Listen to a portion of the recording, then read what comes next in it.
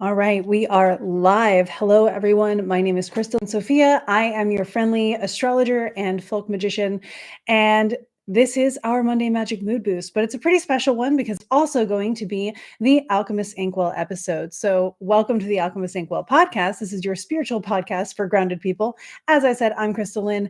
Emily is going to be doing a live that will be shared as a featured podcast episode soon.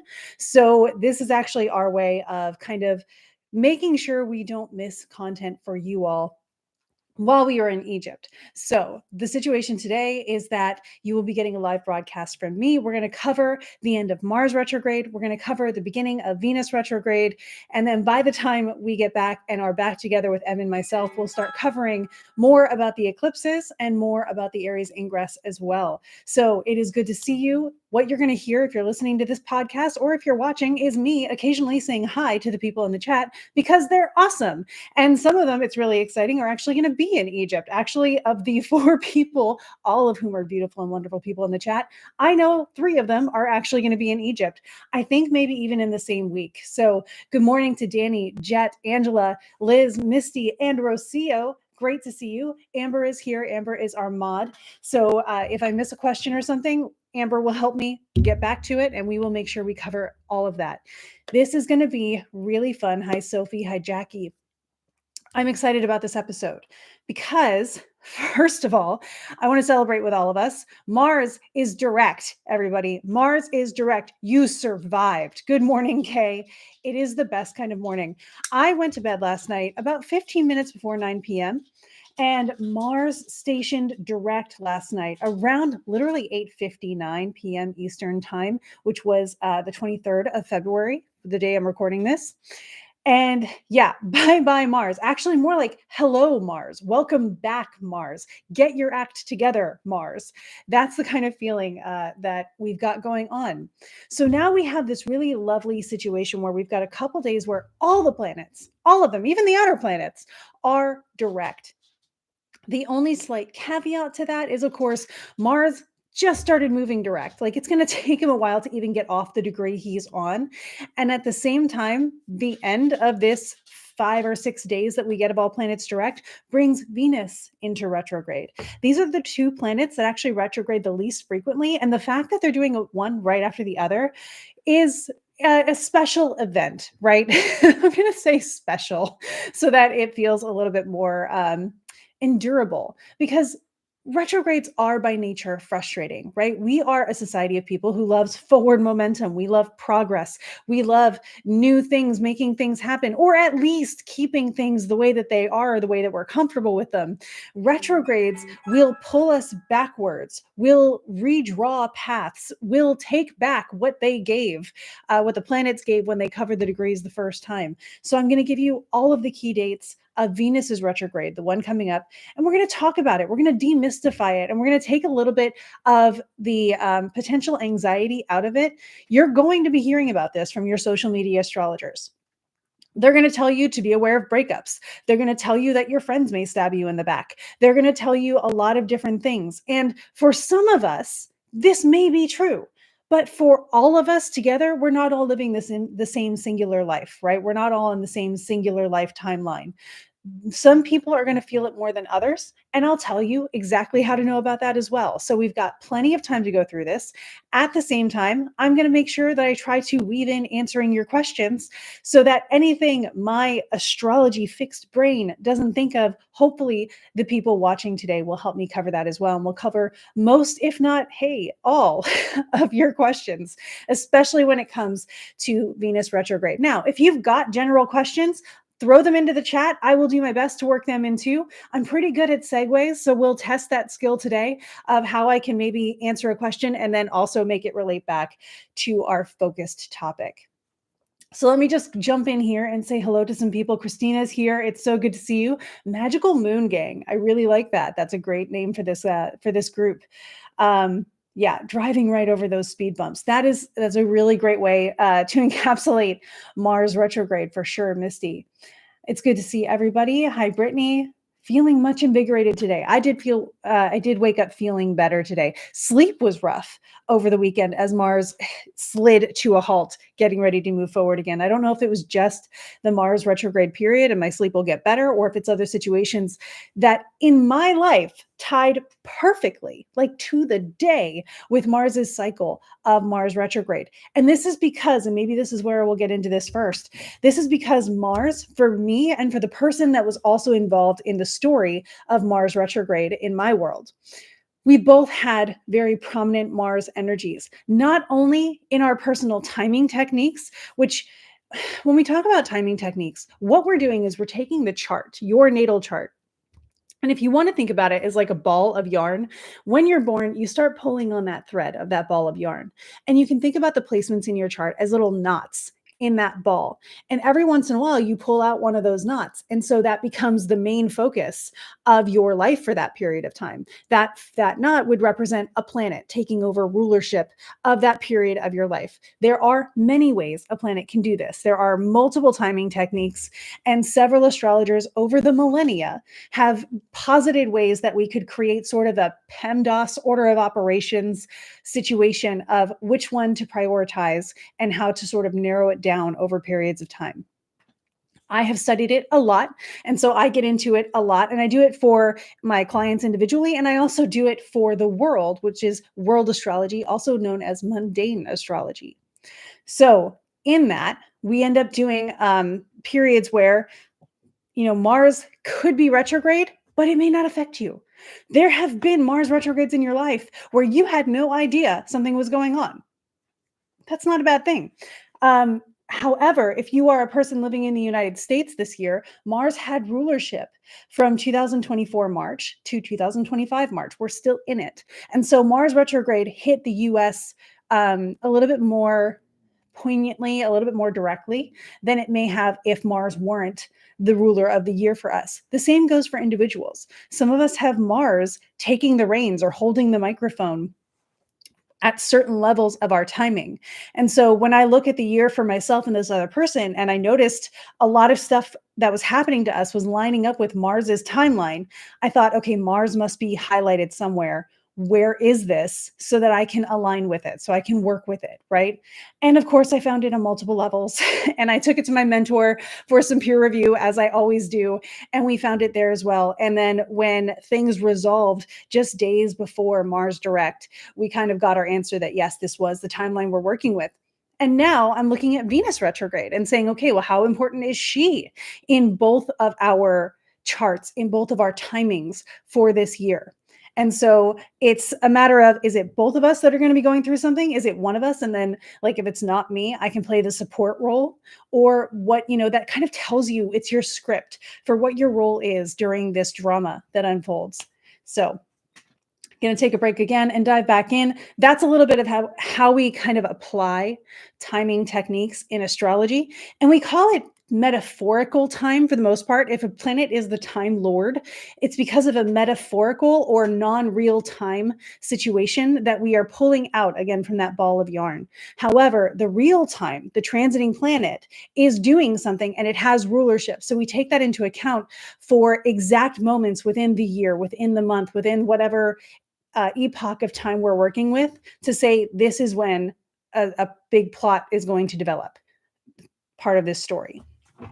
So cool. So it looks like the conversation in the chat is going really well. Christina, my dog slept in our bed all night, and I think it was to keep my husband in bed too. He's a restless sleeper. I actually have a king size mattress that I share with two corgis, and I only get a sliver of it. So I hope you guys got to rest really comfortably. I would love to. Okay, Jessa is asking a really great question, and it's on topic with where I'm at right now. So I'm going to address it. I would love to hear your thoughts on a retrograde planet at the time of your birth.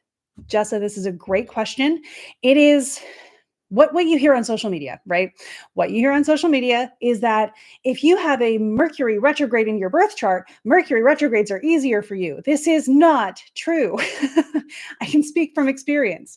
And here's the thing, because Mercury is actually the planet that goes retrograde the most, there is there's a 25% chance at any given moment, I think, that Mercury is going to be retrograde, because Mercury goes retrograde 4 times a year or so. Which means that if you were born during the year, there's a 25% chance that you were born in one of those 4 times that Mercury was retrograde every year. So a vast majority of us do have Mercury retrograde. And therefore, it should not be as popular for Mercury retrograde to be as annoying as it is because that leaves like a large amount of the population saying, hey, this is easy. What are you complaining about? But it's not enough, right? So again, a retrograde planet in the birth chart, according to tradition, is going to unfold its events slower. This is because the retrograde planet is not actually moving backwards in the sky. It's only moving backwards from our vantage point in the universe, right? So I'm going to do a visual here and I'm going to try to explain it as verbally as I can. But we're going to imagine that the viewer is Earth. Okay, I'm going to explain Mercury retrograde, which also will apply to Venus retrograde. The other planets, I'm going to have to make myself Earth. So we'll start with you all being Earth. So what we have here is your Earth. My little cube here that I'm going to hold is going to be the sun, just because it's bigger. I have another cube, which is really ironic since everything is spherical out there. But my smaller cube is going to be Mercury in this case. So if you are Earth and I have Mercury going in a circle around the sun, both of which are in front of you, you're going to perceive that in 2D, right? You're not going to see the depth change of Mercury. You might notice it because it gets bigger and smaller. But if I'm doing this, Mercury for you does not look like it's going in a circle. It looks like it's going back and forth.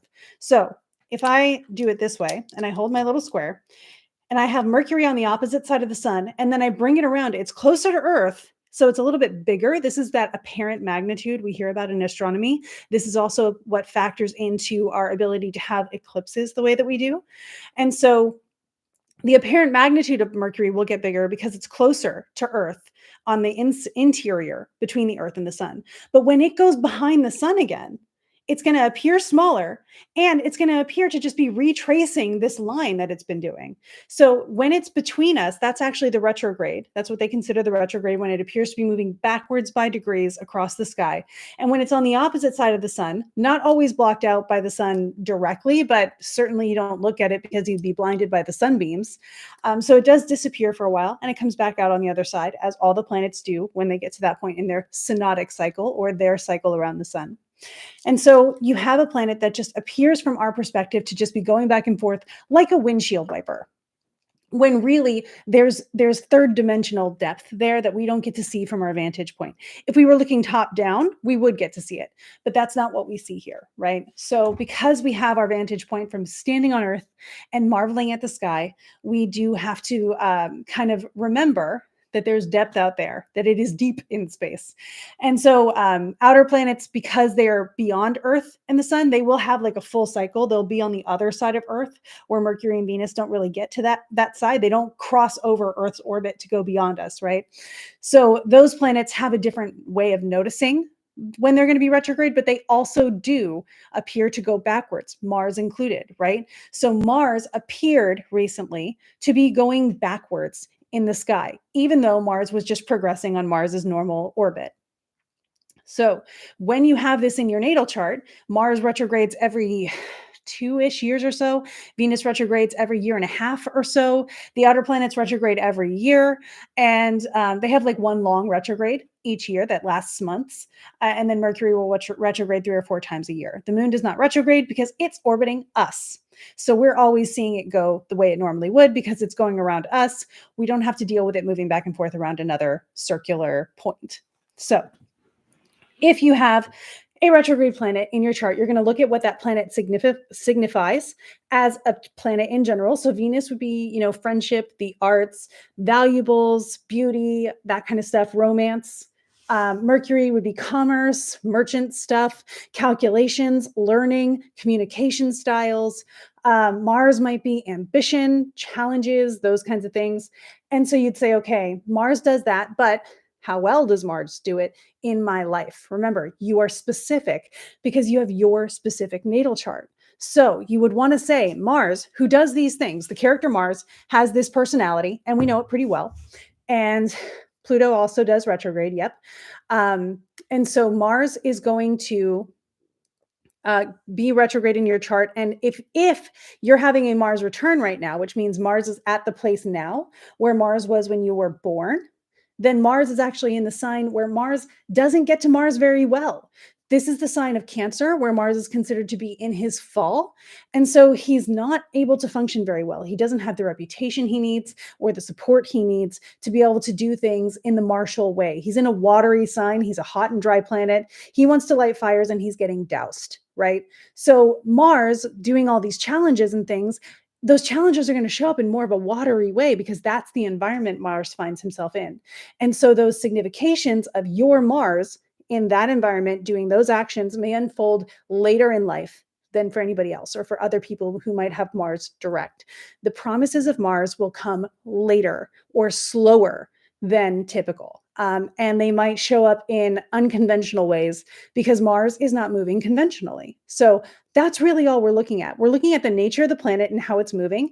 And it's a lot simpler and a lot more grounded than how sometimes it gets explained on social media today. So yeah, I hope that that helps. Again, if you want to look into this in your personal chart, reach out to me. We can schedule a consultation. I'll explain it to you in a way that's very personal to you, that makes sense for you and your chart, but that's the general idea.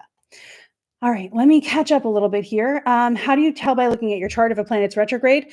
It's either going to be red or it's going to have a little RX or R, like as a sub, um, you what's it called when there's like something is squared and the number is up at the top? It's actually going to have it down below, kind of attached to it. So either the planet will be red on the chart, or it will be in a place where it's kind of at the bottom of the planet and it's a little R or a little RX. Depends on what program you're using. People use it differently. So, for instance, if I look at the chart right now on Luna, if I jump ahead to actually, do you want me to share my screen and I can show you guys this, and then we can talk about Venus retrograde as well.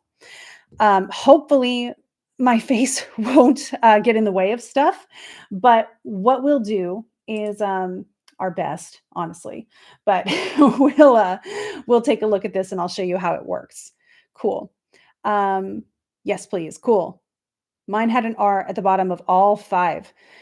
That's interesting to me. There are periods of time where all 5 planets, so that'd be Mercury, Venus, Mars, Saturn, and Jupiter, might be retrograde at the same time. That would be a really cool chart I would love to look at.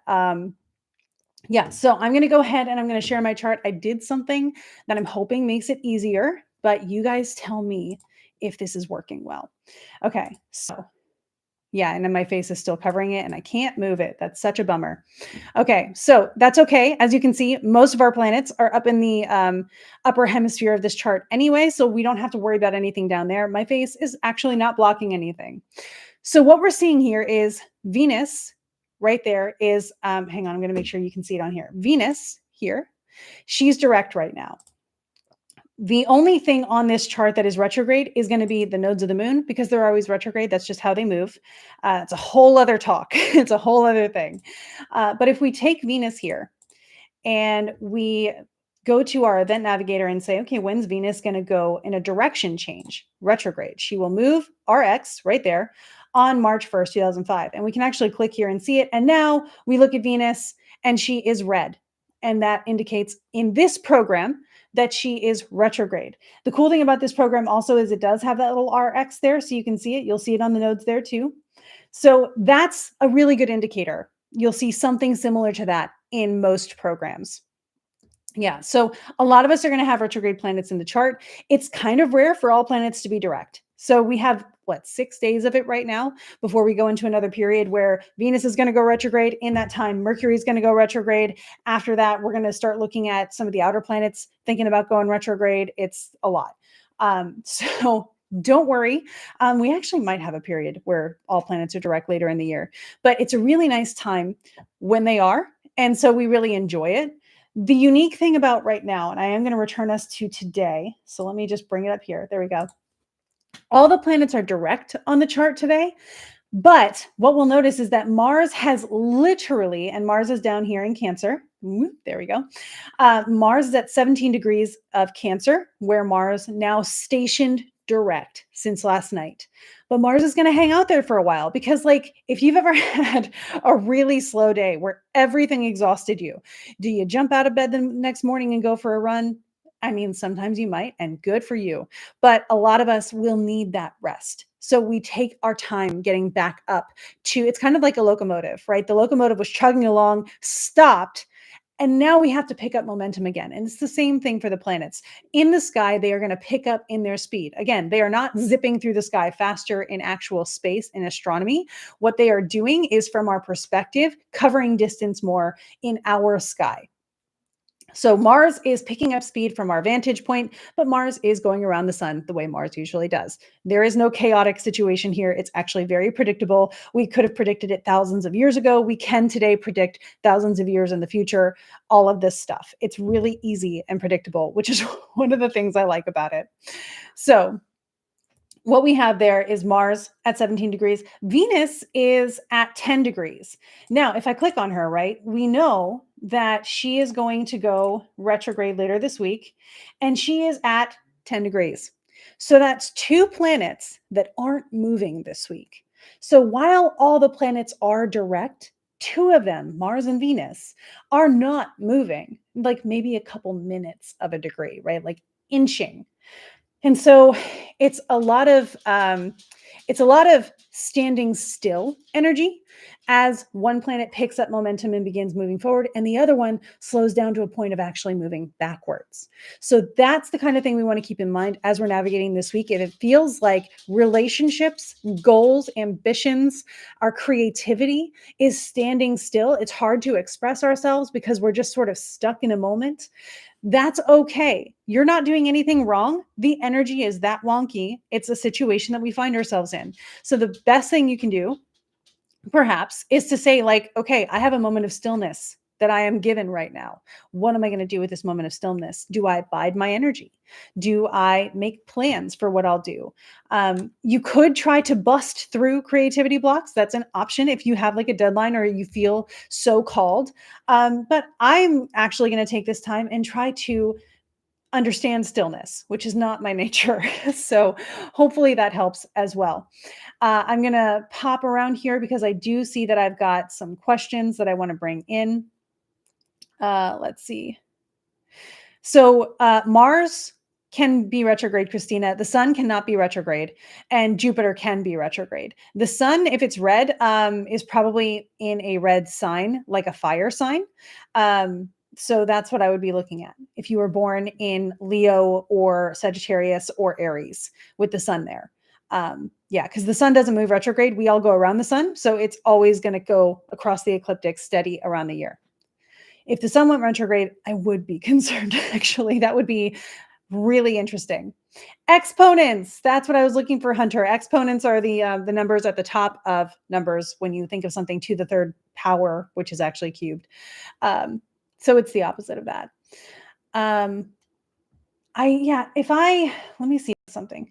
Look at that. Angela, thank you. Sharing the full desktop does help make it easier to see. I just now cannot see my notes, which is fine. I have most of it memorized, and I will stop sharing the screen when I need to. Okay, so Amber, I appreciate you. Let's see. Okay, Jet is saying, I'm feeling called to explore astrocartography, and I wonder what resources you would suggest for that. Astrocartography is a new concept. Also, I'm going to call it astro mapping because it is a copywritten phrase. So I do not want to get in trouble for that. So astro mapping, same thing, just different word, is something that was developed in recent decades. So this does not have traditional sources. It doesn't have the hundreds of years of exercise and experimentation that other concepts have. However, a lot of people use it. The limiting thing about it to me is if you're someone like me, you're only ever going to be happy if you live in Siberia or something. So take it lightly because sometimes it can feel a little bit limiting if you say, well, I only want Jupiterian themes in my life. Maybe that's not the life you came here for, right? So that's why Jupiter is through the Arctic Circle and you hate the cold because you came here to experience other things and it's encouraging you that way. Different resources for that. I know astro-seek.com does include astro mapping. I know Astro Gold has it. A lot of programs have them now. But again, you're going to want to understand this is very important. You're going to want to understand the basics of astrology first, because just because you've got a Jupiter midheaven line somewhere does not mean you're setting yourself up for the Jupiterian benefic success that you would expect for just Jupiter and just the midheaven. The condition of your Jupiter is going to have a say in that. If you have a Jupiter in detriment, it may not be the thriving lifestyle that you would hope for. You may be better off finding a planet that's better conditioned in your chart. So always start with foundational stuff with astrology. Don't skip the basics to get into the fun, different tools that we can have. We have so many fun tools that we can use with astrology, and understanding the basics is always going to make everything else make more sense. I would use astro-seek.com if you're getting into exploring it, because it's a free resource, but he does a really good job and he's super passionate about it. So that is the resource that I would give.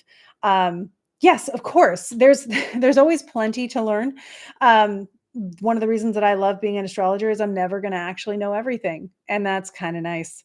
I had to reach this point. There was a point in my studies where I was like, I'm never going to know anything. Oh man, and now I'm like, no, I have something to like occupy myself for the rest of my life. This is great. So hopefully that helps. Yes. Okay, cool. So Christina is saying that you do have the sun in a fire sign, which is why there's red in context in your chart. The sun is not retrograde. Good. I'm glad that we made that make sense. Cool, cool, cool. Yes, Angela, thank you for making this easier to see. Haha. Awesome. Where would you start if you were a complete beginner in astrology? I would start by deciding what kind of astrology I want to learn. This is the most important thing that gets skipped a lot.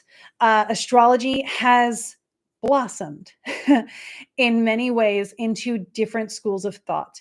The same way anything that falls in the ninth house. So if you look at where Jupiter is on this chart, right up here, this is the ninth house. The ninth house covers higher learning or higher concept things like religion, like politics, like anything you shouldn't bring up at the dinner table, but also like publishing, higher education, those kinds of things, including astrology. Higher magic would show up there too. The more fine-tuned magic, not better magic, just more picky. And so, yeah.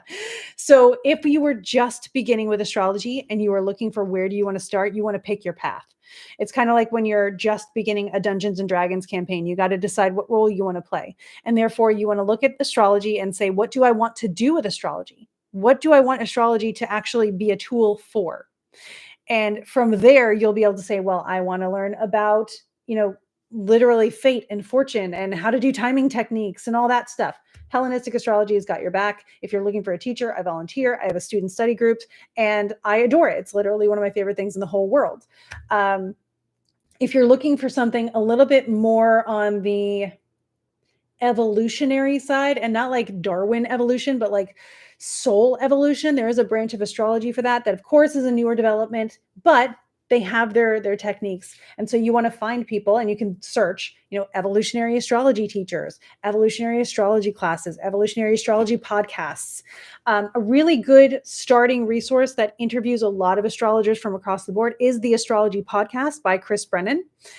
It was one of the ways I got started after I actually studied with Chris Brennan. Chris himself is a Hellenistic astrologer, but talks to astrologers of all paths. So you can get a lot of information there and some really good foundational knowledge to set you up for success on whatever road you choose. But that is my one piece of advice. If you're going to start learning astrology, decide what you want to do with astrology and go from there. You want to make sure that you have that figured out. Later, you can learn all the paths. If you have the time, go for it. Again, I study Hellenistic astrology and I also study Persian astrology, medieval astrology, the older, more traditional stuff in astrology and astrological magic. I will never be done learning. There's so much for me to learn here. I can stay in it for as long as I want, and the water will never get cold. That is true for pretty much all of the paths. So, yeah. So, Nancy, I hope that helps. And to anybody who's listening, I hope that helps as well. I've been pushing up against not bringing politics up at the dinner table. I think that thought process has led. Yeah, honestly, my ninth house is stacked. I always bring those topics up at the dinner table. I always bring those topics up everywhere. It's almost compulsive for me. So yeah, it's very, this may be the time where we draw ourselves into the ninth house a little bit more and talk a little bit more about those topics and connect on higher levels. Your ethics also fall in there, right? So it may be a really good time to sit at the table where they're talking about the ninth house topics that you want to be talking about as well. Maybe it's not bringing those topics up at the dinner table. Maybe it's sitting at the dinner table where those topics are already being brought up, and that shows you who you want to be sharing your meals with. Sometimes it's both. It's going to be either or depending on your own situation. But yes, Hunter, I agree. All right, cool. So I think we're caught up on some of the questions here, which is great. What I'm going to do now, we're doing great on time. What I'm going to do now is go into Venus retrograde a little bit. Like I said, we finished up Mars retrograde. We're looking at Venus retrograde here. She's going to go retrograde on March 1st, which you can see over here now because Angela's amazing and helped us with our tech issues. So March 1st at 7:30-ish p.m. Eastern time, we're going to see Venus go retrograde later this week on Saturday. You can see it over here. By the way, if you are beyond wanting to use a free program for things and you would like to get into a really low key, non intimidating, but really useful and easy to use program, I do recommend Luna. It's a monthly subscription thing, but I do have a code that will be in the description here that'll get you 10% off. The reason I like it is because it is so easy to navigate and does give so much context. A lot of other programs don't quite do that yet. They expect you to use the program because it's kind of like video editing and Adobe programs, right? You don't get much of a tutorial. You just go in there and they expect you to know how to use the lasso tool. So when we come into these, Luna is a really great program and the developer of it is great. Not as Hellenistically inclined as I like yet, but there's a lot you can do with it that's going to take you really far, even as you get more advanced. This does not have astro mapping yet. I'm sure Kevin, the developer, will get there. We just do not have it yet. Cool. So what we're looking at again is Venus going retrograde. Now, pop quiz to anybody who's watching this. Venus is in Aries. Now, if in the chat you would like to share what's important about Venus being in Aries, pop off. Because there is something about Venus being in Aries, not just the fact that she is returning to the place where she was when I was born. So I have to go through a whole Venus return with her retrograding over my Venus, but also the fact that she is in a sign of the chart that is 3, 2, 1, not her favorite sign. So Venus rules 2 signs of the chart. She rules Taurus, which is the bull over here. Uranus is in it. And she also rules Libra, which are the scales. And so if we notice that Libra is exactly across the chart by 180 degrees from where Venus is going retrograde, then if she is in domicile at home in Libra, she is the opposite of domicile, the opposite of at home in Aries. This is called detriment. So we have Venus having multiple afflictions is the way that we would actually say this. She is not supported. Poor Venus has had a really rough couple years, to be very honest with you. And this one is not easing up on her. And I'm going to show you another reason why in a second. She is going retrograde in Aries. And eventually, if we go in here, you can also do the event coordinator and we're going to do sign changes. She's going to move backwards into Pisces. Pisces is actually a lot better for Venus. This is a sign where she is considered to be exalted. She doesn't rule it, but they love her here.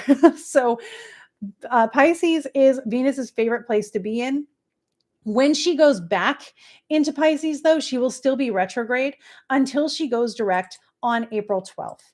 And so on April 12th, we see that she will go direct at 24 degrees of Pisces. Normally, this would be exciting to me as an astrological magician because I'm like, ooh, I know the exact degree of Venus's most exaltation is the 27th degree of Pisces, which is actually 26 degrees 0 to 26 degrees 99 because you've completed 26 degrees. So everything between 26 and 27 is the 27th degree. So I would look for her being at the 27th degree or 2600 to 2659. And I would get really excited and see if perhaps I could make a talisman for her. Exalted Venus on her exaltation degree. Like if the moon's in a good place and none of the malefics are being mean, rock on. Except here's what we know. She's going to take a while to speed up. Every click I make is a day here. And you can see that she just got off of the 24th degree. And who is she running into first? Saturn. So Venus gets out of her retrograde and immediately applies or runs toward Saturn. And you can see they stay conjunct each other till into the 28th degree. So I can't make a talisman of Venus at her exaltation degree because Saturn, the greater malefic, is sitting there and won't move, which is fine. Saturn is going to move into Aries later this year. And we can also see that Neptune finally moves into Aries also in April. I will talk about that later. This is a bigger moment societally, so we'll cover that in its own space. But Venus, when she moves direct, will be exalted. And the moon is also there, which is really nice. So there's going to be some nice opportunities to look in the sky and see Venus, Saturn, and the moon near each other. But not really the best for making a talisman at this point. So it's kind of like Venus just cannot catch a break whenever she is in situations that would normally be helpful for her. She should start catching a break in Libra season now that the nodes are finally out of there. So we'll see how that goes later this year. All right, so let me just pop back. We went through a couple of the dates. Venus is retrograde, when she goes back into Pisces, when she finishes her retrograde, and then there's one more date that is significant because she does, of course, have to go back into Aries for a while. That will be on April 30th.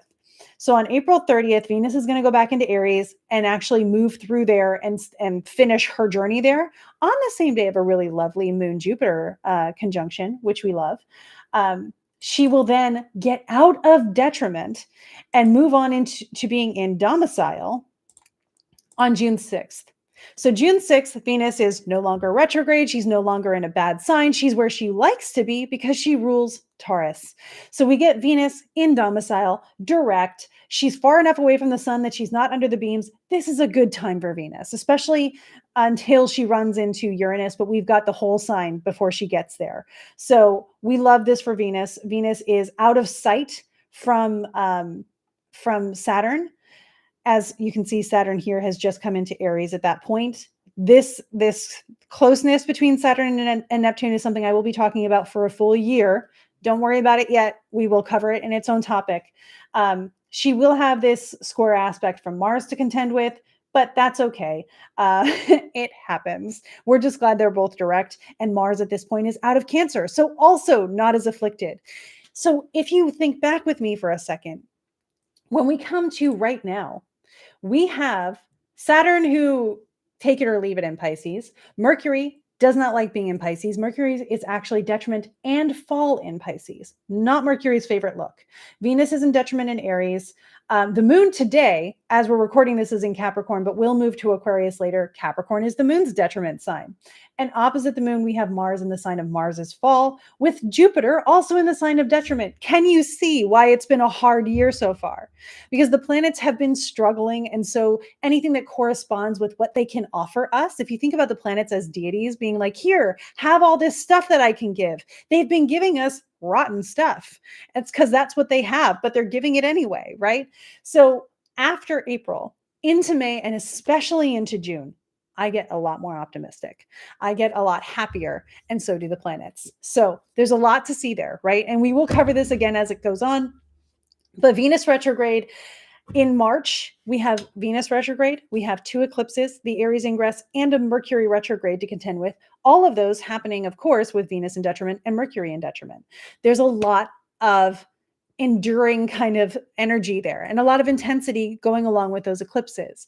So March is probably the big squeaky wheel of the year. It's also got that Aries ingress, which sets the tone for 2025 March through 2026 March for anywhere, depending on where you cast your chart for, right? So this begins the zodiacal year. It's a big deal, and it sets the tone. Now, at that day, no matter where you are, you're going to have a lot of planets, 2 of them retrograde. I actually have a whole video on this, so I'm going to let it go. I feel like that meme where it's like getting really upset and then being like, nope, I need to calm down. I do have a whole video on the Aries ingress free here on my YouTube. Check that out so you can get all the details. It's like half an hour long, and I don't want to go too far into this and not cover what we want to cover when it's already covered there. So it's going to be a year of intense change on multiple levels, wherever you are. I cover it specifically for the United States because that's where I'm based, but just know a lot of those themes, when they're not involving the house number, the house of the planets, those themes stand true across the board. You just want to cast the chart for the capital of whatever nation you find yourself in, or the capital of the state slash province you find yourself in to narrow it down even further. Cool. So with that, let me see um, what we've got going on in the comments so that I can catch up here a little bit. All right, good, good, good. Yeah.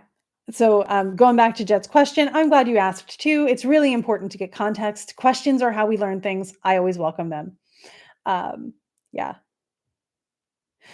Misty says one of my guides dropped a validation in a really fun way via a song on the radio. What fun validations would you recommend requesting? Um, I know M likes to request rainbows. I get specific depending on the situation. My relationship with my guides is a very, very awkward conversation a lot of the time. They'll often be like on topic, and so usually lines of songs will respond to something I've just asked out loud of my guides. So that happens a lot. Um, I love using music for that because it can be so random and it can be so useful. But literally anything works. Music to me is my most fun. I once had an aspect pattern in a chart be a sign from a guide when I asked them to show me a Merkaba as a sign. And then they were like, I said to Dan, my husband, you're going to have to keep an eye out for a Merkaba today because I requested that as a sign from this entity that I'm engaging with to know that I can trust them. And Dan was like, have you looked at your own chart? Because of course that six-sided star is in my chart. And so when we pulled it up, all I heard in my head was, ha, since before you were born, like they had planted the hint there that long ago. And now we work together quite frequently. So it was a really good trust exercise, but you can let it be whatever it needs to be. They will also find ways to let you know, however it needs to work. Validation is usually a, hey, you're doing great, buddy. So you want to set something up that's like regular for that so they can check in with you or to say, hey, I want you to pay attention for a second. So something like M's idea of a rainbow, letting that be like, oh, I see a rainbow. Does anybody need me?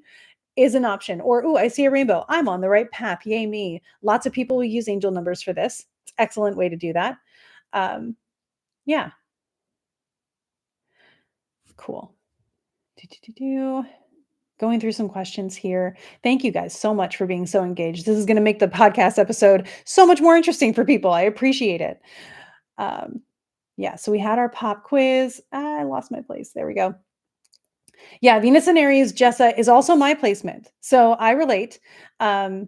She she's not I've talked to people about this because I don't hate my Venus. I just know that my Venus is not going to set me up for Venus things. You're not going to see me in pretty in pink anytime soon, right? You're going to see me doing countercultural Venus things. I'm a non-binary ace person. So that is my Venus in Aries saying, hey, I don't do beauty the same way other people do. Or, hey, I don't value things the same way other people do. It's not wrong. It's just different than the stereotype or baseline definition of things.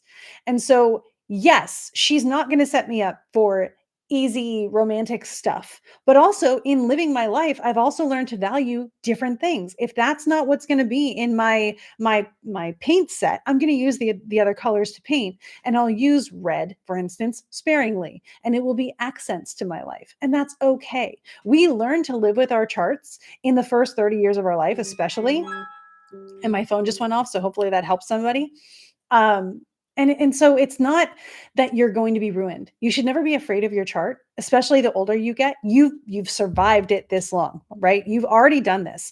If you knew about astrology or not, astrology is still there running in the background like a program, right? It's your elevator music of life. If you didn't know it was there, you would still have gone through a Mars retrograde these last few months. What difference does it make, right? If you want to be able to work more alongside it and get to see sort of the universe working and get into the cogs and the gears of it, absolutely, it's super helpful. If you've been having a really hard time, it's so helpful to know that, hey, after February 23rd, stuff will change, or that's my light at the end of the tunnel, That's how I use it. When I'm working with clients, I like to identify what planet is responsible for the rough time that they're in or for whatever it is that they're trying to look for. And then we find a timeline and we write a story with it. We decide how we're going to make that play out. And we hope that, everything that we plan can work out that way. And if it doesn't, we work around it as well, knowing that it's probably in alignment with what we're supposed to do. Again, I looked at my solar return chart last year. I saw the Lord of my year with Mars in Aries, and I knew that I was going to have some accidents that year. Rather than accidents, I decided to schedule some surgeries I had been planning, and that helped.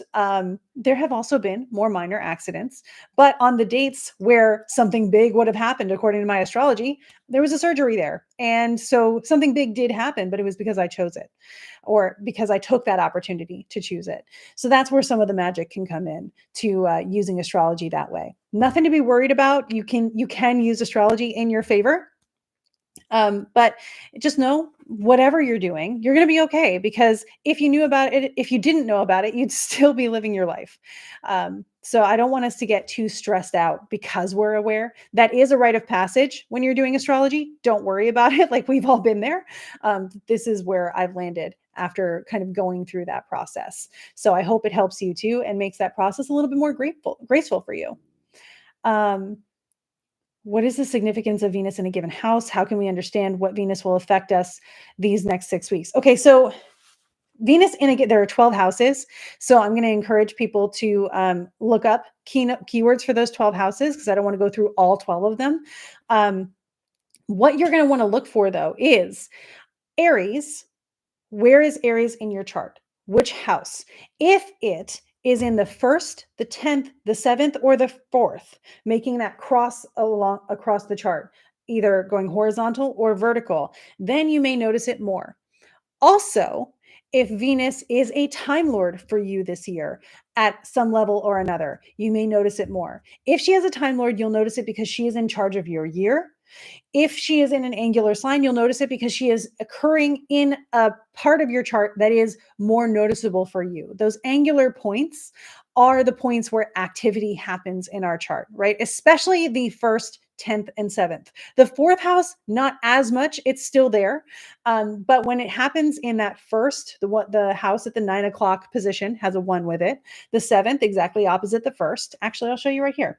The first is right here, the seventh, the 10th, and the 4th on the chart here on the screen. And so the 10th, of course, is at the 12 o'clock point on the chart. If it's in one of those places, if you have Aries there where Venus is going to be, or perhaps even Pisces, as in the case of this chart that we're actually showing, then you'll notice it more because she's going through a point in your houses in your chart where activity happens. So if you have a stage, and this is the stage that you're always watching, it's the channel you're always watching, you're going to have characters playing, right? You're going to have some kind of activity happening. So that's what I would keep an eye out for. If you have what we call the cardinal cross, which is the signs of Aries, Cancer, um, Libra, and Capricorn, those are the cardinal signs because that's just one of their qualities.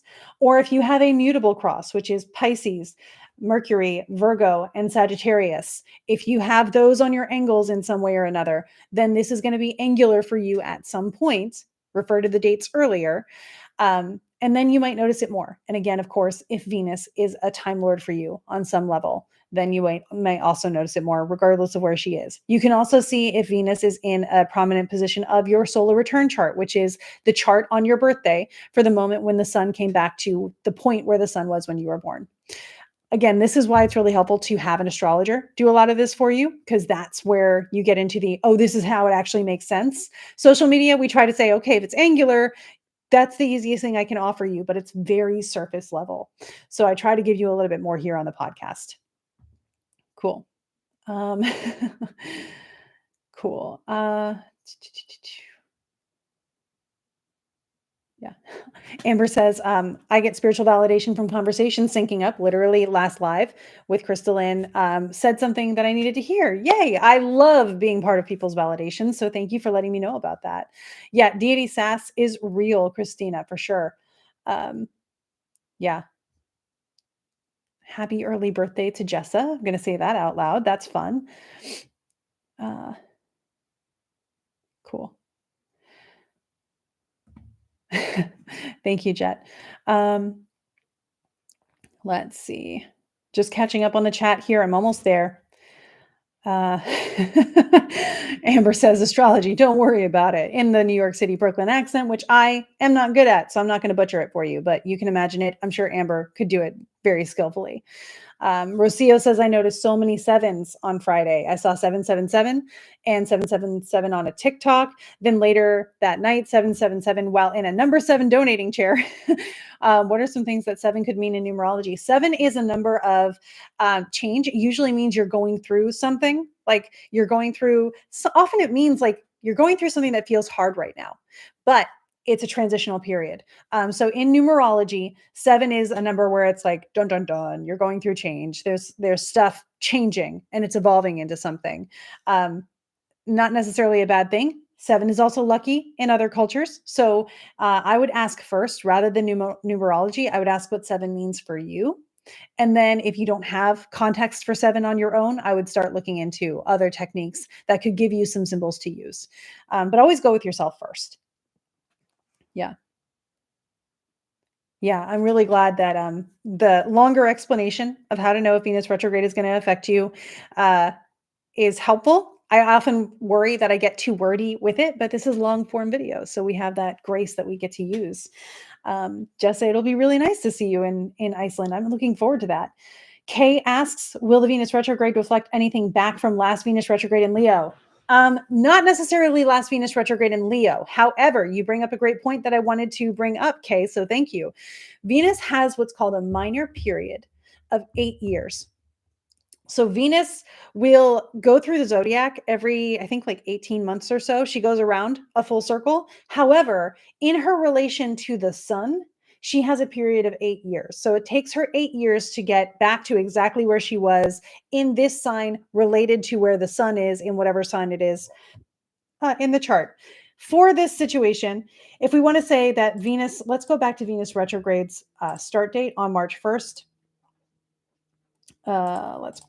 There we go. March 1st. There we go.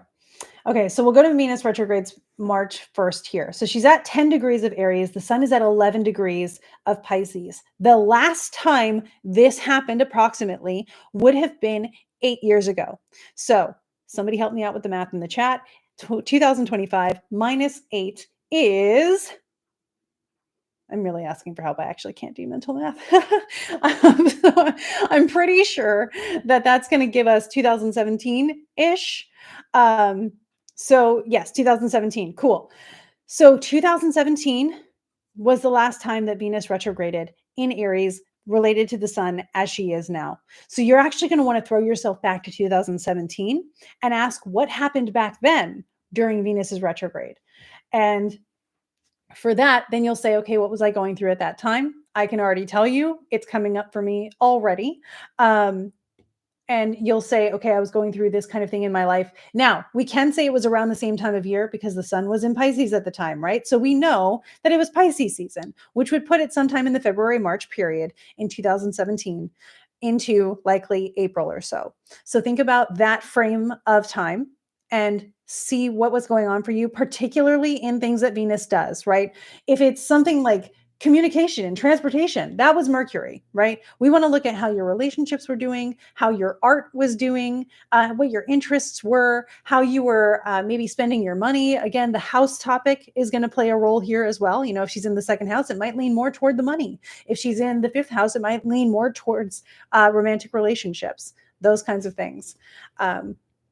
So 2017 is when you want to take a look at in the March to April timeframe and ask yourself what was going on for me then.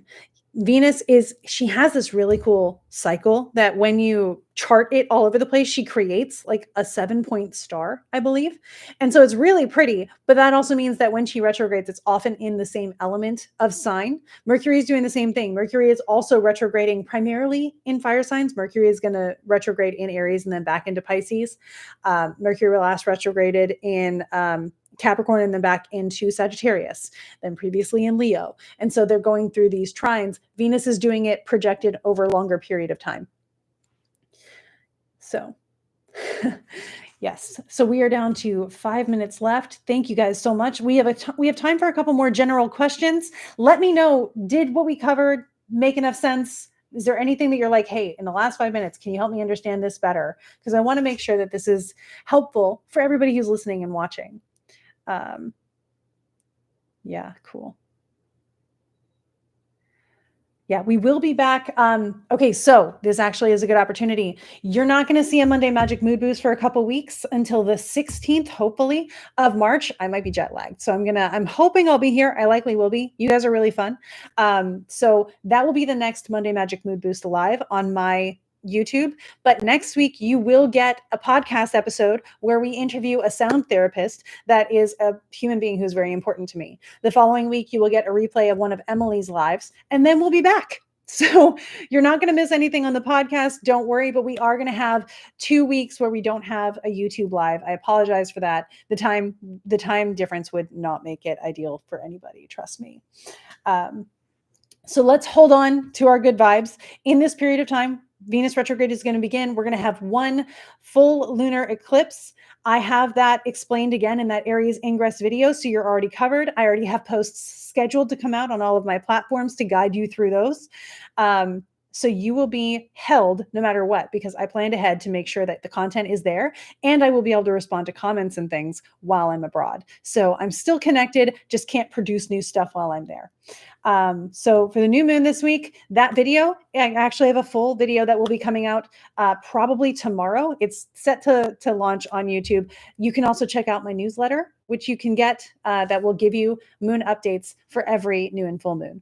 So between social media and the newsletter, you are fully covered, and I've got your back. Do not worry. I'm happy to be able to provide all that stuff for you guys. Thank you, Jessa. I'm really glad. Thank you, Liz. I'm glad this made sense. Woohoo. Oh, yeah, Misty, that's a very bittersweet story. I hope that this year is gentler with you, and that you have a nice time. Cool. Cool. Yay, Egypt. Still doesn't feel like you're going. I'm excited to get there, and I'm excited to see you, Rocio. It's going to be great. Yeah. All right. This is wonderful. I'm really glad that you guys are having a good experience. That means a lot to me. In just a minute, we're going to any comments on the new tomb discovered in Egypt. I'm going to be asking our guide Hani about the new tomb discovered in Egypt in the Valley of the Kings. We'll probably learn a lot there. We are going to be visiting the Valley of the Kings. Hani, of course, is an excellent Egyptologist and archaeologist, as well as our guide. So we'll learn more about that. We'll probably tell you about it in our post-Egypt podcast episode, which will be really fun. Plus, I'll be able to debrief a little bit on my live when we get back as well. Yeah. So thank you all. And since this was a Alchemist Inkwell podcast episode, I hope that you take the energy of this week and everything that is to come, and that you want to do it with me. 1, 2, 3, go make some magic. Thank you guys so much. I will see you again soon.